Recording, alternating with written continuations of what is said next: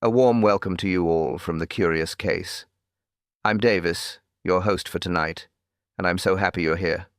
Tell me, where are you tuning in from tonight? I always enjoy hearing from you. Don't forget to subscribe so you never miss a new story. Now, let's begin tonight's mystery. The fog rolled through Maple Hollow. Thick, slow, reluctant to leave. It curled around fences, drifted across hedges, and clung to the cobbled road. Not a soul outside. No footsteps, no voices, only the faint hiss of the train approaching the station. Inside the carriage, Miss Marple sat quietly by the window. Her gloved hands rested on a small black purse. Her eyes, sharp as ever, followed the blur of grey fields passing by. She liked train journeys. People forgot themselves on trains.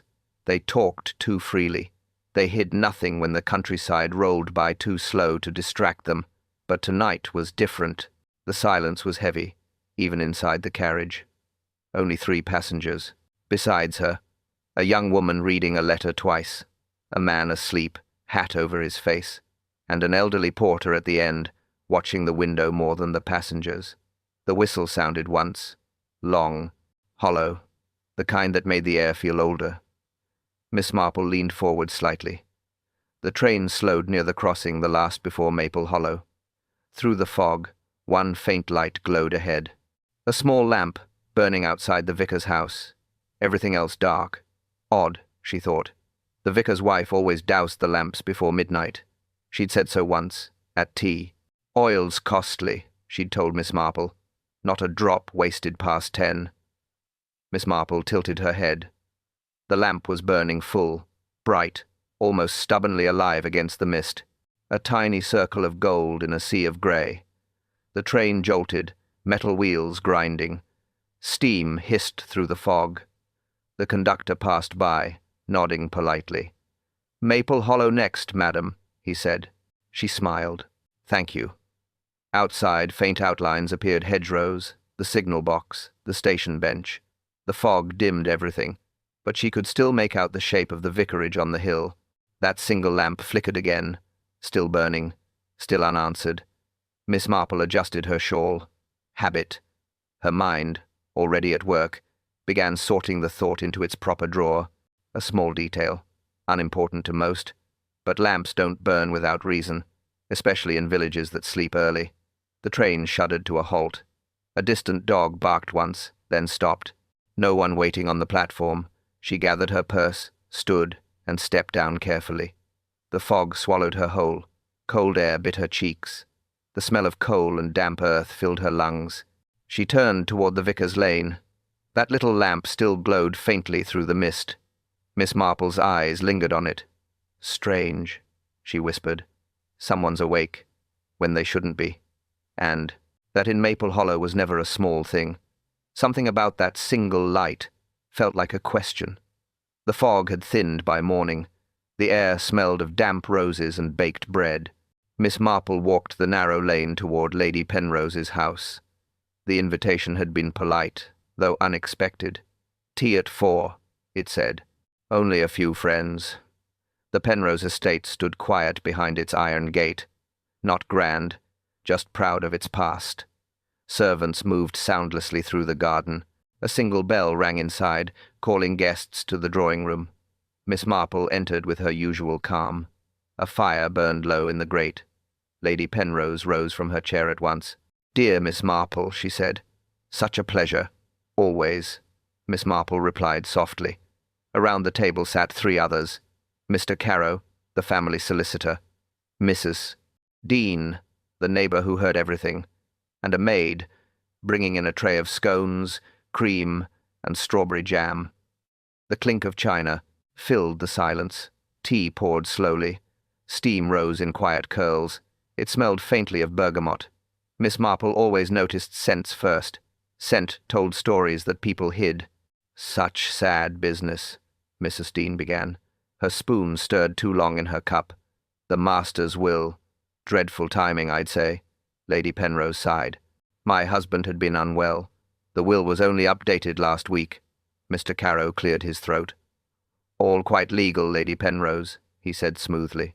A few signatures left, nothing more. Miss Marple looked around the table. No one truly tasted their tea.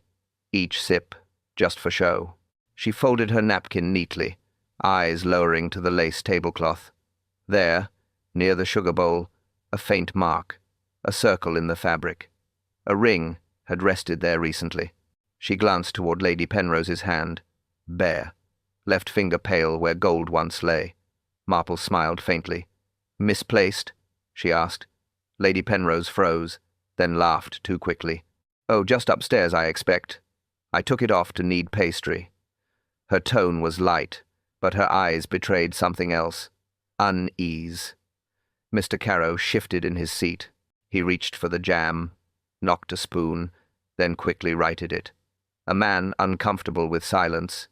Mrs. Dean spoke again. "They say the new will leaves much to a charity, not to family." Her voice was careful, waiting for a reaction. Lady Penrose set her teacup down. A small click on the saucer. "The talk of wills," she said, "is rarely kind." Miss Marple gave a polite nod. Her gaze, calm as ever, drifted to the mantel. Photographs lined the Edge family portraits, all recent. But one frame faced backward, as though turned by an uncertain hand. She did not ask. She simply lifted her cup and sipped. The bergamot lingered sharp, floral, almost bitter, a taste that stayed longer than it should. Conversation stumbled into recipes, garden fairs, and church bazaars, but every smile felt rehearsed, every pause slightly too long. The maid returned to clear the table. As she reached for the teapot, her sleeve brushed the cloth. A flash of metal caught the light, a small gold ring tucked into her apron fold. Miss Marple saw it, said nothing. She only pressed her napkin flat. Her eyes flicked once to Lady Penrose. The woman's hand trembled, ever so slightly. The sound of the clock broke the stillness. 4 chimes, measured, cold. Miss Marple's gaze lowered again. The teacups were empty. But not all truths had been poured. Something in this house, she thought, was already missing. It began with a sound, a single scream, sharp enough to cut the quiet. The teacups rattled. "Missus," Dean gasped, dropping her spoon. The maid's voice echoed from upstairs. Then a heavy thud. Everyone froze. Lady Penrose went white. Her eyes darted toward the ceiling. "Mr." Carrow stood so fast his chair scraped the floor. Miss Marple didn't move. Her hands stayed folded on her lap. Her eyes, though, were already listening. Another sound followed. A window slammed, hard. The house seemed to exhale a low creak from the corridor above. Footsteps rushed toward the stairs. The maid appeared in the doorway. Her apron twisted in her fists. Her voice broke. "It's the master," she cried. "Lord Penrose, he's upstairs, he's fallen." Lady Penrose's cup tipped. Tea spilled across the lace. She didn't notice. She was already running. The others followed, slippers tapping on old wood, doors swinging wide, echo bouncing up the staircase. The smell changed as they climbed. Something metallic, bitter. The scent of spilt tea and something else beneath it. Cold air drifted from the open guest room door. Miss Marple reached the landing last. She didn't rush. Her steps were steady, her mind already sorting details. A picture tilted on the wall, a vase cracked on the floor. Not chaos, just the trace of someone who moved too fast. Inside the room, Lord Penrose lay on the carpet beside the bed, face pale, one hand open, one sleeve damp. A teacup lay shattered near his shoulder, the saucer still intact. The liquid had stained the rug in a perfect circle. No overturned chairs, no sign of a struggle. The curtains, though, moved slightly, though no breeze came through.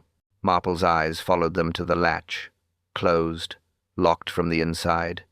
Mr. Carrow knelt beside the body. "He's fainted," he said quickly, but the voice lacked conviction. Lady Penrose clutched her husband's hand, shaking it lightly. Henry, speak to me." He didn't. His head tilted oddly to one side. Too still, too final. Miss Marple stepped forward. She looked at the spilled tea, then at the pale lips. Her hand brushed the edge of the cup's porcelain shard. It smelled faintly of almonds. Her brow furrowed. "Best not touch anything," she murmured. Mr. Carrow straightened. "We must call a doctor," he said. Marple nodded. "Yes, and the police." Lady Penrose turned sharply. "Police? Surely." But the rest of her protest died in her throat. Her eyes caught Miss Marple's. The older woman's gaze held no doubt, no emotion, just logic. "Sudden death," Marple said quietly, "is rarely sudden." The house fell silent again. Only the faint ticking of a clock somewhere down the hall, each tick a heartbeat too late. Outside, the fog had returned. It pressed against the windows like a held breath. Miss Marple looked at the cup again. Its rim was clean, but the spoon was missing. And that, she thought, was the first lie of the night. Inspector Hale arrived before dawn. Tall man, quiet tone, no wasted movement. He nodded to Miss Marple politely. "Routine, miss," he said. "Just routine." She gave a faint smile. Of course, the room had changed overnight. The body was gone.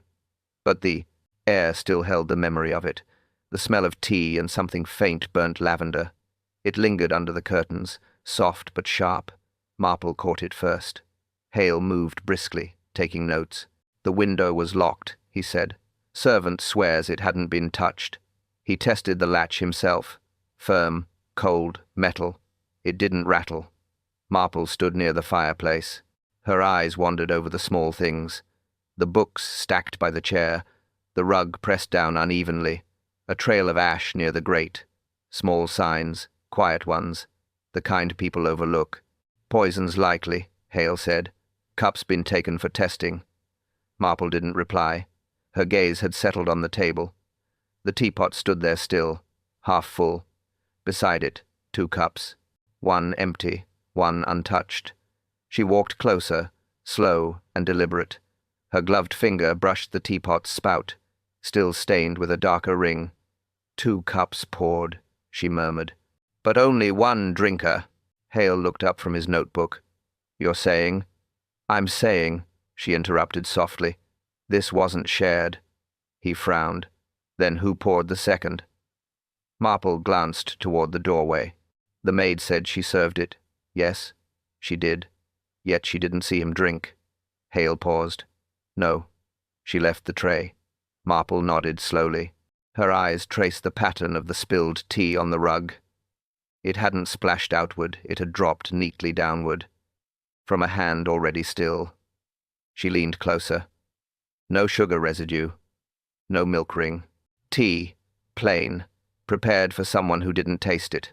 Behind them, a draught lifted the curtains slightly. The smell of burnt lavender strengthened for a second, then faded. Marple turned her head. "Do you smell that, Inspector?" He sniffed the air. "Polish, perhaps." "No," she said. "Something scorched. Fragrance under fire." He looked puzzled. She said nothing more. She examined the hearth next. A small tray of matches sat beside a candle stub. One used match lay across the marble, blackened, bent. She touched it lightly. "Someone lit something," she whispered. "But not for light," Hale sighed. "You think someone stayed after?" "I think someone watched him die," she said. Her tone was steady, matter of fact. He turned sharply. "You can't know that." She looked back at the untouched cup, the half-full teapot, the air still heavy with the scent. "Oh, but I can," she said. "Because grief leaves warmth, and guilt," she added quietly, "always smells of smoke." She straightened her shawl, eyes fixed on the table. The second cup caught the light again. Empty, cold, yet someone had poured it. And that someone, she thought, was still inside the house. The drawing room had gone still. Chairs pulled close to the fire, curtains drawn tight against the grey light. Voices low. The air smelled faintly of lemon polish and smoke. Inspector Hale began his questioning, his notebook open, his pencil ready. Lady Penrose sat first, her hands folded too neatly. Her face, pale, drained of every colour but fear. She answered each question in fragments, simple words, careful tone. "He wasn't well," she said. "He complained of his heart. Often." Hale nodded. "And the tea?" She hesitated. "I poured it myself. I always do." Her fingers twisted the edge of her handkerchief. The maid stood by the door. apron wrinkled, eyes red. She clutched the tray she'd carried earlier. "Did you taste the tea?" Hale asked. The maid shook her head. "No, sir. I never do." Her voice trembled on the last word. Miss Marple glanced at her shoes. One heel scuffed. The left, damp near the sole, she noticed. Said nothing. Mr. Carrow sat apart from them all, legs crossed, hands steady. Too steady, he answered, without looking up. "The will was finalized yesterday," he said. "Lord." Penrose insisted it remain sealed until next week. Hale's pencil paused. "Any changes?" Carrow smiled thinly. "Routine revisions. Nothing alarming." Miss Marple's eyes stayed on him. A bead of sweat slid behind his ear. Small detail, big noise. Hale paced the rug. His boots left faint marks in the dust. "You were all here at tea?" he asked. Lady Penrose nodded. "Yes. We were together. Until he went upstairs. And no one followed?" "No one," she said quickly. Too quickly. The clock ticked louder, a hollow rhythm between sentences. Miss Marple listened to it like a metronome. It made truth sound slower. She leaned back slightly, knitting untouched in her lap. Her eyes moved not to the speaker, but to the pauses. Lady Penrose flinched when the maid coughed. Mr. Carrow blinked too slowly. The maid avoided the solicitor's gaze entirely. Every silence spoke louder than words. The scent in the air shifted again. Tea leaves, cold porcelain, and faintly, that same burnt lavender clinging to fabric. Marple's glance dropped to Lady Penrose's sleeve. A smudge, small but clear. Something brushed there by accident or by guilt. "Thank you," Hale said, closing his notebook. "That will be all for now." He turned to Marple. "Any thoughts, miss?" She smiled faintly. "Only that quiet rooms lie." He frowned. She looked at the mantel clock. The louder the ticking, the more someone's waiting. The others shifted uneasily. Lady Penrose dabbed her eyes again. "Mr." Carrow refilled his glass of water, though it was already full. The maid's tray rattled once, then stilled. Miss Marple rose. Her shawl brushed the armrest softly. She spoke more to herself than to anyone. "Such a quiet house," she whispered. "And yet, everyone's listening." The clock ticked once more, and in that moment, even the fire seemed to hold its breath. Rain fell without pause.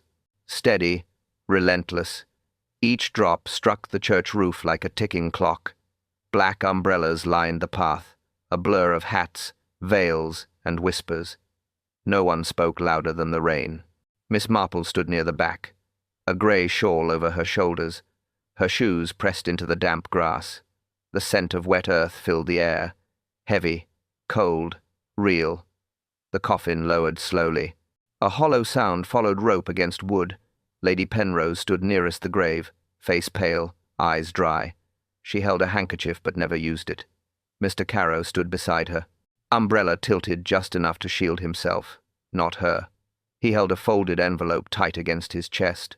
The will, a piece of paper heavier than the coffin itself. The priest spoke softly, words blurred by wind. His voice lacked conviction, as if afraid of being heard. Marple watched him carefully. He never looked at the widow. He never looked at the coffin. Only the ground. Behind her, the maid sniffled quietly. Real. Tears. No one comforted her. People avoided servants when gossip turned to guilt. Marple's eyes drifted toward the flowers. Lilies. Too many lilies. Their scent drowned the air. Sweet. Suffocating. She had always disliked lilies at funerals. They masked the truth too well. A gust of wind caught the vicar's robe. He steadied it, eyes still down. Lady Penrose whispered something to him, too low to hear. But Marple noticed his flinch, a quick tremor of guilt. Mr. Carrow stepped forward next.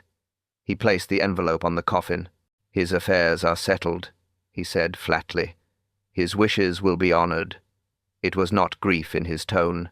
It was relief. The priest said, "Amen." The word fell like a stone. The crowd began to move. Hats bowed, steps slow, each person leaving lighter than they arrived. Marple remained where she was. Rain slid down her shawl, dripping from the fringe. Her gaze stayed fixed on Lady Penrose. The woman leaned on Mr. Carrow's arm now, too easily, too familiar for new grief. The maid turned to Marple. "Do they always look like that?" she asked softly. "Like they've already forgotten?" Marple answered, without turning. "Sometimes forgetting starts before the funeral." The maid swallowed hard. "Will they read the will soon?" "Soon enough," Marple said, her tone steady. Her eyes never left the priest. He closed his Bible, hands trembling slightly. He looked toward Marple, then away again. That glance said more than his sermon. The bell began to toll. Once, twice, 3 times. Each strike slower, heavier than the last. Marple adjusted her gloves. Grief, she thought quietly, has many disguises. The rain eased to a mist. The crowd drifted back to their carriages. Lady Penrose smiled faintly at something Mr. Carrow said. The priest turned toward the church door, and Miss Marple, standing alone by the grave, watched the last drop fall.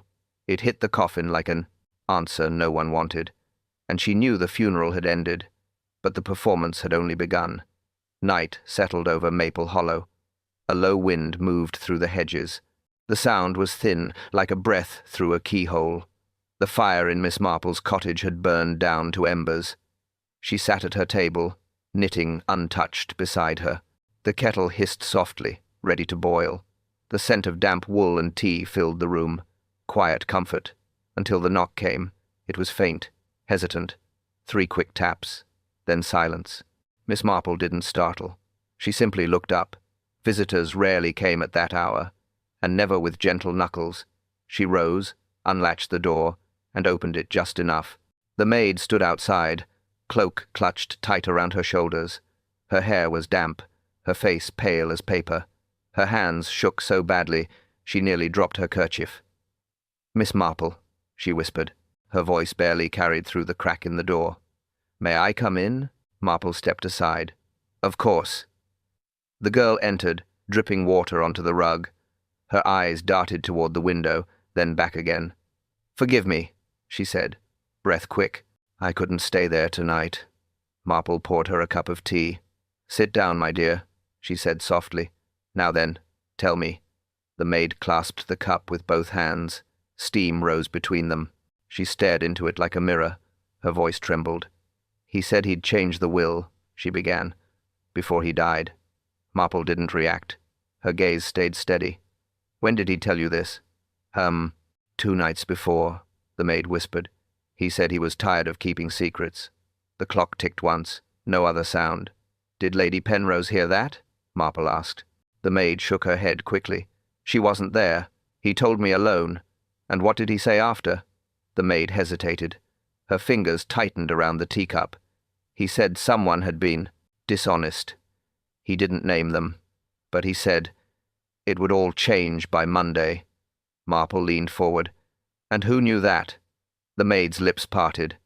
Her eyes flicked toward the window again. Rain tapped against the glass, soft but steady. The room felt smaller, the air heavier. "Come now," Marple said gently. "You came here to tell me something. So tell me." The maid swallowed hard. Her voice lowered further, almost a breath. "I think he wrote another letter," she said. "But it's gone. The drawer was empty yesterday morning." "Empty?" Marple repeated. "Yes, and there was ash in the grate, like paper burnt." The maid's hands trembled again. "I think someone found it first." Marple's eyes didn't move, her mind already fitting the new piece into the puzzle. "Did you tell anyone else?" The maid shook her head. "No, miss. They'd dismiss me. Or worse." Marple nodded slowly, her voice calm, almost kind. "You did. The right thing to come." She stood, refilled the kettle, and turned back toward her guest. The maid looked up. Her face caught the firelight, pale, anxious, exhausted. Outside, the rain stopped suddenly. The air turned still. Marple set down the kettle. Her voice was barely above a whisper. "You said he'd change the will. That's why he died, isn't it?" The maid's mouth opened to answer, but no sound came out. And in that silence, Miss Marple had her answer. Morning came grey and cold. Mist still clung to the hedges. The scent of rain lingered, clean, sharp, and faintly metallic. Miss Marple closed her cottage door behind her. She walked toward the Penrose estate without haste. No one saw her enter. The servants were still at breakfast. The hallway was dim and silent. Footsteps sounded hollow on the tiled floor. She carried no bag, only a purpose. The study door stood ajar. She paused, listening. Nothing but the clock ticking faintly inside. That same steady rhythm, patient and deceitful. She stepped in. The air smelled of dust and stale tobacco. Papers lay in tidy piles. Books lined the shelves in military order. Lord Penrose had liked neatness. Neatness hides things well. Marple began to look, not with hurry, but with method. Every drawer, every page, every corner of habit. The desk locked. The top drawer not. Inside, only envelopes and dull pencils. She opened the cabinet. Ledgers, letters. Sermons were not Penrose's style. He was not a churchman. She drew the book out slowly. A faint crease split the spine. She turned the pages one by one. Most were untouched. Then near the center a folded note, worn, handled, hidden. She opened it. 5 lines in a rushed hand. Ink faded, but legible enough to trouble the air. If I die suddenly, look beneath the clock. No signature, no date. But the words carried his voice. Tidy, even in, fear. Marple read them twice, then folded the paper again. Her eyes lifted to the mantel. The clock sat there, still and proud. Polished brass, silent face. The second hand stuck between 8 and 9. She checked her watch. 11:10. The clock had stopped at 8:15, a time too deliberate to be chance. She moved closer, fingertips brushing the surface. Cold metal, no dust behind the rim. Someone had touched it recently. She lifted the clock slightly, light, but not empty. Something shifted inside a faint scrape. She turned it over. A thin screw loose at the base. She removed it carefully. The back panel came away with a soft click. Inside, folded once more, another paper, different ink, darker, fresher. She unfolded it slowly. Only half remained the edge torn clean. The words read, "Revised will, to be delivered Monday. If not, the rest was gone. Cut, burned, or stolen." She stood there, holding both notes side by side. The dead man's, warning, and the proof that someone silenced it. The clock ticked once, though it shouldn't have. A leftover click of tension, enough to make her glance again. The sound stopped. Silence returned. She replaced the pieces exactly as she'd found them. Her eyes fixed on the brass rim once more. It gleamed in the pale light. Marple whispered under her breath, 8:15. The moment truth stopped moving. Then she turned toward the door, and the clock behind her ticked again. The house was empty again. Rain had stopped. Only the faint smell of smoke lingered from the hearth. Miss Marple stood alone in the study, curtains drawn, clock silent. She looked once more toward the mantel. The brass clock gleamed faintly in the pale light. She had read the note. Now she meant to follow it. Her gloved hands moved gently along the edge. Cold metal, no dust at the corners. It had been touched, but by whom? She leaned close, squinting at the frame. Faint scratch along the base. Not accident. Pressure mark from a thin tool. Someone had opened it before. She pressed the side panel. Nothing. She tapped the top. A hollow sound answered. That was enough. She lifted the clock again, careful not to tilt. Turned it over. One screw loose. Same as before. She loosened the second one. The back shifted, then gave way. Behind the plate, dust gathered in grey lines. But inside, wedged between gears, something else. Wrapped in faded silk. Cream once, now dull with time. She drew it out slowly. No weight at first. Then the shape settled in her palm. Round, solid, cold. She unfolded the silk. Inside a ring. Gold. Plain. Worn thin. At the band. The missing ring from the tea table. She held it near the window. The engraving caught the light. H. P. to L. P. So, Lord Penrose's wedding band. But there was more inside. She reached again into the hollow. Her fingers brushed against paper. Stiff. Torn. She pulled it, free. A page, roughly cut. The texture matched legal parchment. The ink, black, fresh. It was half a document. No heading. Just a single visible line. To receive all remaining assets upon my death. Then torn clean through. Half the name missing. The remaining letters read, Maid. Marple's eyes narrowed. Not maid. The word, the maid. The person. The one who served tea. The one who knocked on her door last night. She looked closer at the tear. Clean edge. Cut with a blade. Not torn by accident. Deliberate. Someone had removed this portion. Hidden it here. Someone who wanted that name erased. Marple replaced the silk gently. Her thoughts moved quietly, step by step. If the will changed, someone lost everything. If the maid gained, someone else lost more. The brass clock caught her reflection, 2 faces staring back hers and the dead man's memory. She glanced at the stopped hands again. Still at 8:15. Still accusing. She folded the paper, slid it into her sleeve. Then the silence broke, faint creak in the corridor. Footsteps. Slow, careful. She turned her head. No one at the door. Only a draught, moving the curtain slightly. But the smell returned lavender, faint and burnt. Someone else had been near this clock before her, and perhaps still was. She whispered under her breath. The ring, the will, the maid. Then her eyes shifted to the door again. Someone's watching, she murmured, and they already know I've found it. The knock came just as the sun disappeared. 3 firm taps, even, certain. Miss Marple looked up from her writing desk. Her teacup sat cooling beside the lamp. Outside, the air had turned heavy. The smell of damp wood drifted through the open window. She waited a moment before answering. Visitors at dusk were rarely casual. When she opened the door, Mr. Caro stood there, hat in hand, coat too dry for a man caught by weather. Miss Marple, he said with practiced politeness, forgive the hour. I thought it best to call. She stepped aside. Of course, Mr. Caro. Come in. He entered with measured steps, eyes scanning the room before he spoke again. Terrible business, he said softly. He removed his gloves, folding them twice. Poor Lady Penrose. So much grief. His tone was smooth. Too smooth. Marple gestured toward the small table. Tea? He nodded. Please. She poured carefully, steady hands. Steam curled between them. He didn't reach for the cup. He only watched it. The faint smile on his lips never warmed his eyes.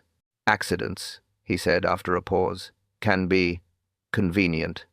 His words hung there, light but sharp. Marple stirred her tea once, then set the spoon down. So can witnesses, she replied calmly. His eyes flickered. Barely. But she saw it. The first real sign of truth all evening. Witnesses, he repeated. Surely you don't. I mean nothing at all, she said, except that accidents sometimes depend on who's watching. He leaned back slightly, hat still in his lap. Inspector Hale has been thorough, he said. Still, these things take time, and people talk. Yes, Marple said, they do. He smiled thinly. I hear you've taken an interest yourself. She returned the smile, faint but steady. I dislike loose threads, Mr. Caro. They tend to tangle. His gaze shifted toward the clock on her mantel. It ticked softly, precise as her tone. Do you believe Lord Penrose was murdered? He asked. I believe, she said, that men seldom die by chance. Her eyes never left his face. He picked up his teacup then, but didn't drink. Just held it, letting the steam blur the rim. You think the will caused trouble, he said. I think, she replied, money rarely brings peace. He chuckled, low and forced.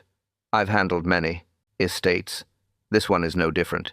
Except, Marple said, when the dead man leaves instructions. He froze. Instructions? She folded her hands neatly. In writing, left in his study. It mentioned the clock. For the first time, his calm faltered. He placed the cup down too quickly. A faint rattle against the saucer. Marple's eyes followed it. Not him. Curious. she said softly. You don't seem surprised. He rose abruptly. I mustn't keep you, Miss Marple. Long day. Much to arrange. She nodded once. Indeed. He reached for his coat. Good evening, he said, but his voice had lost its polish. Marple waited until the door shut, then turned to the untouched cup. The steam was gone. Only a faint trace of lemon remained. She looked toward her mantel clock.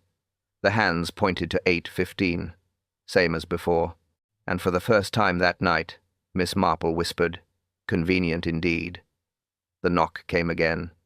Later this time, past 10. Miss Marple knew the sound.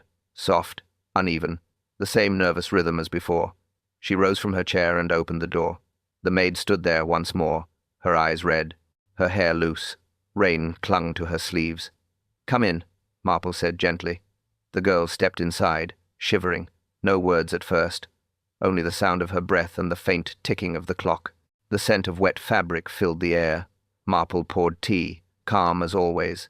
You shouldn't be here, she said softly. They'll notice. I couldn't stay there, the maid replied. Her voice cracked. I can't sleep. Marple passed her the cup. Then tell me what keeps you awake. The maid's fingers trembled as she lifted the cup. She didn't drink. She only stared at the steam, eyes unfocused. He promised to marry me, she said suddenly. The words fell like stones. But he lied. Marple didn't move. Her tone stayed even. When did he promise? That. Months ago. He said it'd be soon. He said I'd have everything once the new will was signed. Her throat tightened on the last word. She wiped her eyes roughly. But he never meant it. He only wanted to keep me quiet. Marple leaned forward slightly. Quiet about what? The maid looked down. Her hands twisted the apron's hem. The papers. The things he hid. I knew where they were. Marple's voice stayed calm. Did he threaten you? A pause. A long one.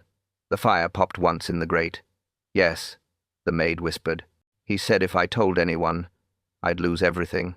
Her voice broke. He said he'd see me thrown out, that no one would believe me. Marple nodded slowly. And the night he died. The maid looked away. I heard him call from upstairs. He sounded strange. I went up, but... Her words faltered. Tears filled her eyes again. He was already gone when I came back. She pressed the cup to her chest, as though for warmth. I swear I didn't touch him. I swear it. Marple's tone was gentle, but firm. You said you went back. Why? I forgot the tray, she said quickly. But when I reached the door, it was half open. I saw him on the floor.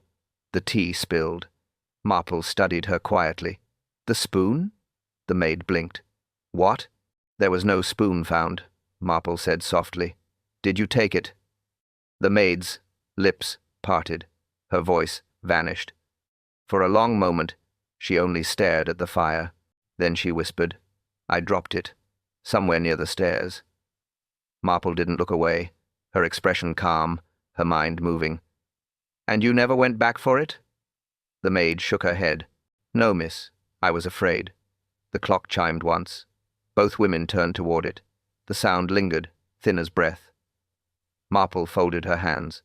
You've told part of the truth, she said quietly, but not the part that matters. The maid's face went white, and the clock ticked again, as though agreeing with her. Morning light came pale through thin curtains. Miss Marple sat by the hearth, shawl wrapped close. The scent of ashes still lingered faint, dry, final. A knock came at the door, not hurried, measured. She knew that rhythm too. Come in, she said. Inspector Hale entered, hat still damp from fog. He closed the door quietly behind him. Forgive the hour, Miss Marple. I thought you'd want to know. He placed his notebook on the table. The pages curled slightly at the corners. Doctor's finished his report, he said. No poison found in the body. Marple looked up slowly. No poison? None, Hale replied. No wound either. Nothing to suggest struggle. She nodded once. And yet, she said, the man is dead. Hale sighed. Doctor called it heart failure. He hesitated before continuing. But he found something else. In the cup. Marple waited. The cup? Yes. traces of something in the residue. He flipped through his notes. Crushed leaves. Not tea. Not sugar. Belladonna. The word hung in the air. Heavy, familiar, dangerous. Marple's fingers tapped once on the armrest. Belladonna, she repeated. Deadly, nightshade. Easy to grow, easier to hide. Hale nodded. Doctor says it's natural. Minute dose. Enough to weaken, not kill outright. Natural, Marple murmured, is a forgiving word. He looked at her closely. You think it wasn't an accident? She smiled faintly. Inspector, death rarely is. He frowned, flipping to another page. Doctor thinks the heart failed first. The belladonna might have come from a tincture or herb mix. The man had old ailments. And what of the teacup? She asked. Could have been accidental, Hale said. But, he paused. It's curious. Only one cup held it. His, she said. Yes. And the other? Clean. Not a trace. Marple leaned forward slightly. The maid poured both, didn't she? So she claims. And Lady Penrose? Hale rubbed his temple. She says she never touched the pot, only poured later, after it was brewed. Marple's eyes moved toward the kettle on her own hearth. Steam whispered faintly through the spout. Tea, she said softly. Always tells the truth last. Hale waited. She knew the doctor would say natural causes. Marple continued. Women like Lady Penrose count on polite conclusions. He looked puzzled. You think she planned that? I think she planned a conversation, Marple said. A simple one, over tea, the kind that ends with silence. Hale sighed again. Doctor wants to close the file. Marple didn't answer. Her eyes had turned to the window. Outside, the fog was lifting slow, deliberate, like thought itself. Let him, she said finally. But tell him to keep the cup. Not washed, not polished. Hale nodded slowly. Very well. He turned to leave, then stopped. You sound certain, Miss Marple. She met his eyes. I am, she said quietly. Belladonna is natural. She looked down at her knitting, fingers unmoving. But its timing, she added, never is. The kettle whistled once, sharp, sudden, and the sound lingered like a warning. The morning air was colder than before. Mist still hung over Maple Hollow. The smell of damp stone carried through the streets. Miss Marple walked toward the vicarage. She carried no umbrella, only her calm and her curiosity. The church bell had not yet rung. Only crows stirred above the roofline. Father Alcott opened the door himself. He looked tired, older than his sermons suggested. His hands trembled slightly as he greeted her. Miss Marple, he said softly, I didn't expect visitors. I don't believe in surprises, Father, she replied. They're just delayed observations. He smiled faintly, then stepped aside. Come in, please. The fire's weak, but it's warm. She entered the small study. The air smelled faintly of candle wax and damp wood. Books lined every wall. The curtains were half drawn, letting in grey light. She sat opposite him, folding her hands neatly. I won't take much of your time, she began. It's about Lord Penrose. The priest's shoulders stiffened. His gaze dropped to the small cross on the table. Yes, he said quietly. A dreadful loss. Marple nodded. You heard his last confession? He hesitated. I did, and his hands gripped the chair arms. He feared exposure, he said finally. The words sounded heavy, reluctant. Exposure? Marple asked. For what? The priest looked up slowly. His eyes were clear, but uneasy. He took a breath before speaking again. Some things are told under seal, Miss Marple. I cannot repeat them. Marple's tone stayed gentle. I don't need his words, Father, only their shadow. He looked at her carefully. He carried guilt, he said at last. Not fear of death, fear of truth. Her head tilted slightly. Fear of being found out? Yes, he said. Someone close to him would turn. She waited. The priest continued, voice low, almost a whisper. He didn't speak of violence. He spoke of betrayal. He said it would come from the house itself. Marple leaned forward. From the house? He nodded. His own table, his own circle. Her eyes narrowed slightly. And his sin, Father? What was it? He hesitated again, longer this time. His thumb moved over the edge of his Bible. When he spoke, his tone had changed. "Miss Marple, there are things confession cannot wash clean." She said nothing. The clock ticked once between them. He met her gaze reluctantly. "The kind money can't absolve," he said softly. "Deception, not crime. The ruin of trust, not life." Marple's expression didn't change. She folded her hands again, eyes steady. So he feared the truth, not judgment. "Yes," said the priest quietly, and perhaps he feared the person who already knew it. A silence stretched between them. Outside, the bell tolled once for the hour. Father Alcott looked away first. Marple rose slowly. "Thank you, Father," she said. "I believe that was confession enough." She turned toward the door. The air outside smelled sharper now, less like rain, more like endings. And as she stepped into the light, she thought of Lord Penrose's last words and the one person who'd wanted them buried. Same house, same silence. Afternoon light through lace curtains, the air thick with polish and fear. Lady Penrose sat near the window, black dress, tight gloves, eyes fixed on nothing, her face pale, deliberate, unreadable. Mr. Carrow stood beside her, posture straight, chin high, one hand in his pocket, one resting on the chair. He looked like a man guarding a verdict. The maid stood near the fire, head bowed, fingers tangled in her apron. Ash drifted faintly from the grate, soft, grey, and telling. Miss Marple noticed the scent first. Burnt paper, old ink, gone truth. Inspector Hale waited by the door, his expression heavy with patience. Marple stood in the center of the room, her voice calm as a church bell.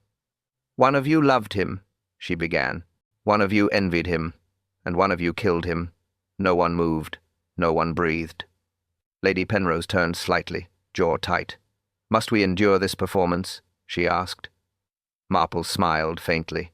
"It's not a performance, my lady. It's housekeeping." Mr. Carrow frowned. "This is irregular," he said. "The inspector has already ruled natural causes." Marple turned to him. "Natural, yes, but not honest." He tried to meet her eyes, failed. "Accusations won't bring him back," he said. "They might, however," Marple replied, "keep another from joining him." The maid's voice broke the stillness. "Miss Marple," she whispered, "please don't make me." Marple raised a hand. "No one's making you, my dear. Truth comes on its own." She stepped toward the mantel. The brass clock gleamed dully. "Lord Penrose left instructions," she said, "in writing, hidden behind this clock." Lady Penrose's fingers twitched. Mr. Carrow shifted his weight. The maid began to cry quietly. Marple continued. He feared exposure. He feared someone close would betray him. He feared what money had already done. Hale cleared his throat. "You have proof, Miss Marple." She nodded slightly. "I have what was left. Half a will, half a truth." She drew the torn paper from her sleeve, held it up to the light. One name cut clean through. The maid's. The girl gasped. "No, miss, I didn't." "I know," Marple said softly. "You didn't write this. You were written out of it." Lady Penrose rose abruptly. "That's absurd," she cried. "Why would my husband leave his estate to a servant?" Marple's tone stayed steady.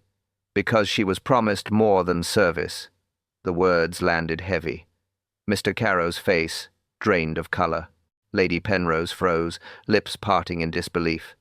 The maid covered her face. "Lord Penrose meant to change everything," Marple said. "He died before he could, and someone made certain of that." The fire cracked behind them. A small ember leapt, hissed, and vanished. Marple looked around the room, each face, each lie. "One of you loved him," she repeated softly. "One of you envied him, and one of you killed him." Still, no one moved. The room held its breath, the air thick with polish, dust, and fear. Miss Marple moved to the table slowly, her hands steady, her eyes calm. She placed the teacup in the center, porcelain white against the dark wood. The faint smell of bitter herbs still clung to it. "Belladonna," she said quietly, "for the heart hidden in tea." Inspector Hale straightened. Lady Penrose's gloved hands tightened on her chair. Mr. Carrow's pen slipped from his fingers. The maid stood trembling near the fire. Marple's gaze moved to the widow. "You knew he'd leave you nothing," she said. Lady Penrose looked up sharply. "That's a lie." Marple didn't blink. "Then why hide the new will?" The silence deepened. Even the clock seemed to wait. "You brewed the cup," Marple continued softly. Her tone was kind, almost gentle. "But you didn't drink."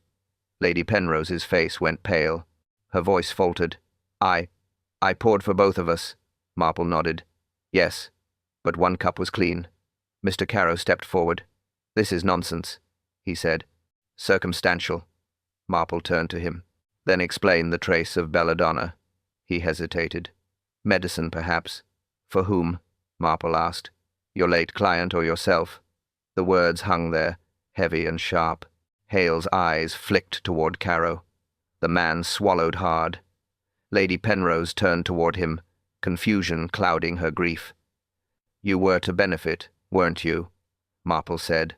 "The will gave you power of execution. A generous fee, I imagine." Carrow's jaw tightened. "She exaggerates," he muttered. Marple smiled faintly. "Then let's keep to facts." She gestured to the maid. "You served tea, yes?" "Yes, miss." "You left the room after?" "I did." "And when you returned?" "The master was on the floor." Marple nodded slowly. "Which means," she said. Someone poured again. All eyes turned back to Lady Penrose. Her lips trembled. "I only meant to calm him. He was angry." "About the will?" She didn't answer. Hale spoke, quietly. "Did you put something in the pot, madam?" "No," she whispered. "Only sugar." Marple's voice was almost kind. "Sugar can hide many things." Her eyes softened. "You feared losing everything. He feared exposure.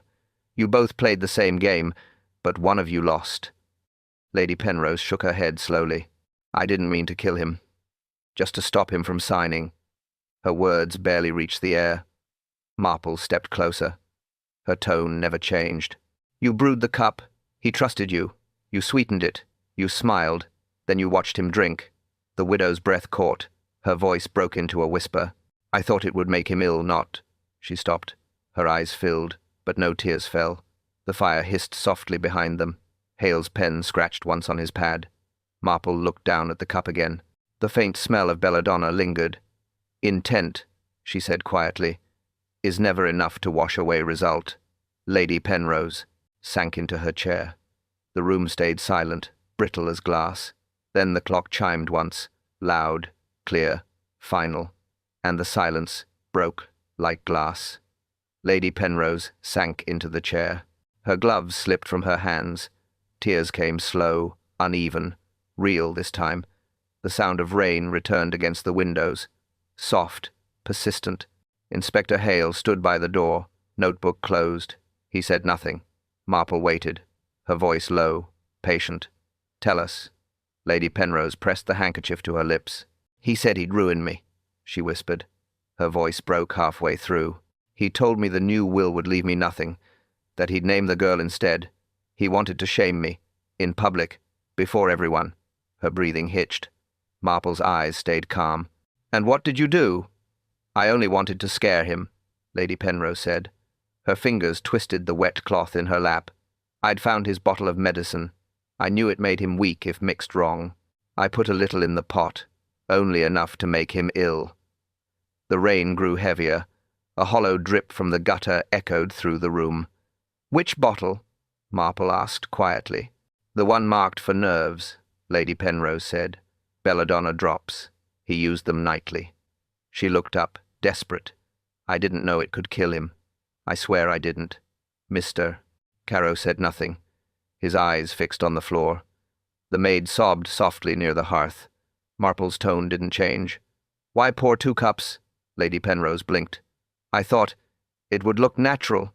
We often drank together before bed." Marple nodded slowly. "Intent rarely kills," she said. "But ignorance often does." The widow shuddered. "I watched him drink," she said. "He coughed once. Then his hand slipped from the cup. I called for help, but it was too late." Hale wrote quietly, pen scratching like rain on paper. "You poured the tea alone?" he asked. "Yes. He told me to. He said he was tired." Marple's eyes softened. "You meant to frighten him, not finish him." Lady Penrose nodded weakly, her voice barely a breath. "I only wanted him to see how it felt to be powerless." The maid stepped forward suddenly. "You said you'd never touch the pot," she cried. Lady Penrose turned. "I lied. I had to." Hale closed his notebook. "It's enough," he said quietly. But Marple wasn't finished. "Did you burn the letter?" she asked. Lady Penrose looked away. Her silence was answer enough. The smell of smoke still lingered faintly in the air. Marple folded her hands. "Your husband feared exposure," she said. "You feared disgrace, but neither of you understood the cost." Lady Penrose broke completely then, her voice small, cracked, exhausted. "I only wanted him to stop hurting me." Marple stood slowly. "You did," she said softly, "but not as you intended." The rain eased outside. The last drop slid down the window pane and disappeared. Lady Penrose looked up once more. Her lips parted, but no sound followed, and in that silence the truth finally settled quiet, heavy, and irreversible. Morning came pale and calm. The rain had thinned to a drizzle. Mist hung low over the hedges outside. Inside the cottage, the kettle hummed softly. Miss Marple sat by the fire, shawl around her shoulders. The scent of fresh tea filled the room, gentle, clean, forgiving. Raymond sat opposite, newspaper in hand. He read aloud, voice steady but unsure. "Widow confesses. Case closed," he said. He looked up. "Well, that's that, Aunt Jane." Marple didn't answer right away. She stirred her cup slowly. The spoon touched porcelain with a faint, thoughtful ring. "Closed?" she said at last. Her tone was mild, almost amused. "No, dear, only quieted." Raymond frowned.